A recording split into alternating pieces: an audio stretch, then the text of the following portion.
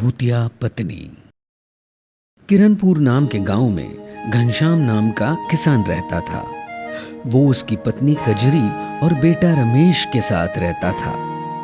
रमेश की हाल ही में शादी हुई थी और उसकी पत्नी फुलवा बहुत ही सुंदर थी। नई नई शादी थी, इसीलिए रमेश अपने पत्नी से ज्यादा नजदीक रहता था। ये बात उसकी माँ को अच्छी नहीं लगती थी। सुबह हो गई, अब तक उठने का नाम नहीं। अरे ओ रमेश, खेत में नहीं जाना है क्या? तेरे बापू तो कब के चले गए। माँ उनको बापू खुद बोले कि कुछ दिन जरा देर से आया करो, कोई दिक्कत नहीं होगी। नई नई शादी है, बहू के साथ समय बिताओ। हाय हाय, ऐसी बेशर्मी हमारे जमाने में नहीं थी। तुम्हारे बापू तो शादी के दूसरे ही दिन सुबह सुबह खेतों पे जाने लगे थे। इतने में फुलवा चाय और नाश्ता लेके प्रवेश करती है। वाह, गर्मा गर्म पोहे और मसाला चाय, क्या बात है। शादी हुई नहीं कि जोरू का गुलाम बन गया।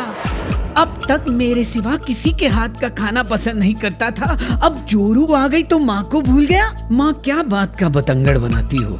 वाह जी वाह, कल की आई हुई छोकरी की तरफदारी हो रही है। इस तरह घर का पूरा माहौल बिगड़ गया। फुलवा सर झुकाए सुनती रही। पड़ोस की नीली मौसी आई हुई थी। मौसी क्या बताऊं, दिमाग खराब हुआ पड़ा है। क्या हुआ रे? ऐसा होगा पता होता तो रमेश की शादी ही नहीं कराते हम। क्या बताऊं, जादू कर दिए है सब पे, बस हम पे जादू नहीं कर पाई। ऐसा का? मौसी हमको तो लगता है जादू टोना वाली है।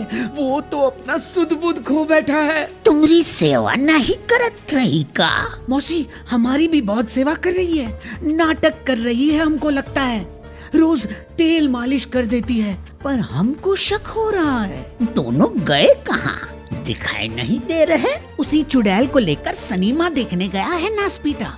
हमारी शादी को 30 साल हो गए, अब तक रमेश के बापू हमको सिनेमा ले नहीं गए। और ये बेशर्मी को देखो। हम शादी के समय देखे थे, बहू बड़ी सुंदर है।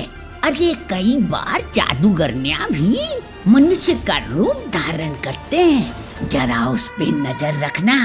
दोपहर के खाने का समय हो गया था। घनश्याम और रमेश खाने के लिए बैठ गए थे।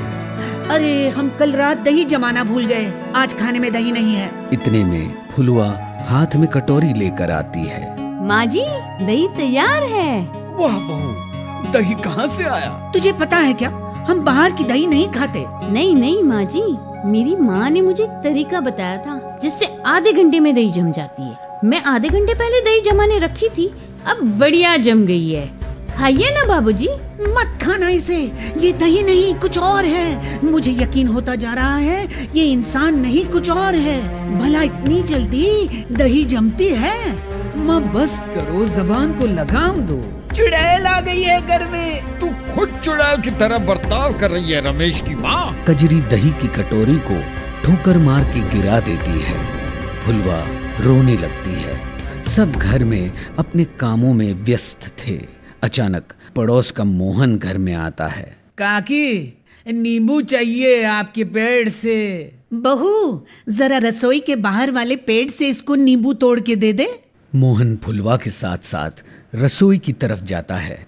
कुछ देर में ही चिल्लाता हुआ आ जाता है। फुलवा भी उसके पीछे पीछे आती है। बचाओ बचाओ। अरे क्या हुआ तुझे? मोहन जाकर रमेश के पीछे छुप जाता है। मुझे भूतनी से बचाओ। क्या बकवास कर रहा है? क्या हुआ, कुछ बताएगा भी? मैं इसके साथ रसोई में गया, रसोई की खिड़की से बाहर नींबू का पेड़ नजर आ रहा था। रसोई से बाहर इसने अपना हाथ लंबा किया, हाथ लंबा होकर खिड़की के बाहर चला गया नींबू तोड़ने के लिए। मैं ये देखकर डर के भाग आया, मेरे तो होश ही उड़ गए। क्यों झूठ बोल रहा है ये बदमाश? रमेश, मैं तो पहले ही जानती थी तेरी पत्नी भूतिया है। हमको नीली मौसी उसी दिन बोली कि इसके पैरों को देखते ही पता लगता है कि ये चुड़ैल है। तू बकवास बंद कर। हमारी बहू की टांग उल्टी है क्या?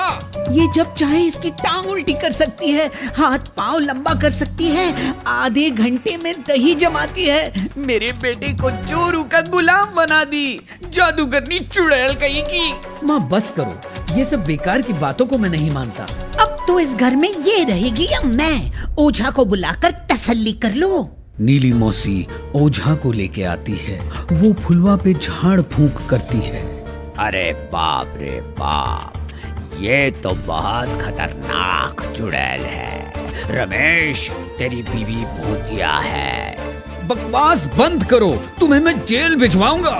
इस भूतिया बीवी को घर से निकालो, नहीं तो पूरे परिवार का नाश कर देगी।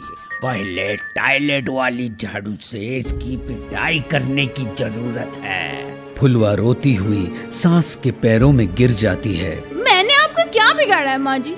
इस तरह जलील मत करिए मुझे। घनश्याम और रमेश के लाख समझाने पर भी कजरी नहीं मानी। ओझा झाड़ू से मारने जा ही रहा था, इतने में पड़ोस का चंदन एक हाथ से मोहन को घसीटता हुआ ले आता है। रुको, खबरदार भाभी को मारना मत, वो बिल्कुल निर्दोष है। सब आश्चर्यचकित होकर एक दूसरे को देखते हैं। हमको तो कुछ समझ में नहीं आ रहा है। बताओ चंदन, क्या हुआ? इस कमीने से पूछो। बोल बदमाश, सच क्या है? बताता हूँ, मत मारो। उस दिन नीली मौसी और कजरी काकी मुझे बुलाए, बोली कि वो मुझे 2000 रुपए देंगी। इसके बदले में मुझे ये साबित करना होगा कि फुलवा भाभी चुड़ैल है। इसलिए मैंने उस दिन हाथ लंबा होने का झूठ बोला। इसके बाद ओझा का इंतजाम भी मुझे ही करने को बोला। सब नीली मौसी और कजरी की तरफ हैरानी से देखते हैं। ये तो अच्छा हुआ कि ये तीनों जब ओझा से बात कर रहे थे तब मैंने सुन लिया। उसके बाद मोहन को मौका देखकर पकड़ा और उससे सारी सच उगलवाई, यहाँ ले आया ताकि दूध का दूध पानी का पानी हो जाए। छी, मुझे तुम्हें माँ कहने में शर्म आ रही है। मुझे पता नहीं था कि जलन और ईर्ष्या से तू इतनी पागल हो जाएगी कि मेरी भोली बहू को इस तरह फंसाएगी। तेरी हरकतों से आज ये साबित हो गया कि तू ही चुड़ैल है। कजरी दोनों हाथों से अपना मुंह छुपाती है। ईर्ष्या और जलन पे नियंत्रण बहुत जरूरी है। ज्यादा ईर्ष्या से इंसान हैवानियत पे उतर आता है और बुरा काम करता है, जिसका परिणाम बहुत बुरा होता है।